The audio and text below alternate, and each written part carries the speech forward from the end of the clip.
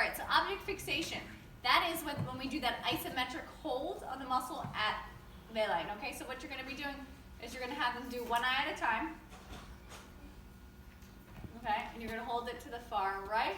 And you're going to hold it there. They're going to keep their head in the middle. Okay, and they're going to hold it there. And they're going to hold it at their end range. And they're going to hold that isometric hold, but fixating at the eye at the end range for about 10 seconds. Okay, you do it temporally, and then you do it nasally or laterally, medially, whatever you prefer.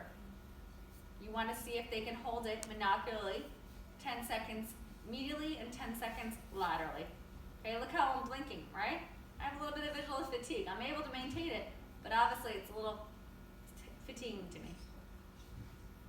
Also, take in consideration when you're doing the assessment, right?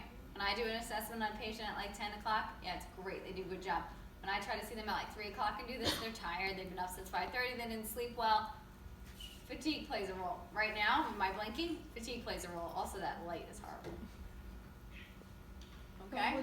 Would that mean that there's an impairment if they're blinking or like squinting or no? I would note it. If they're blinking but they're still like, I was still locked on the target, I would just note it. It could mean that they have like even like dry eye though too.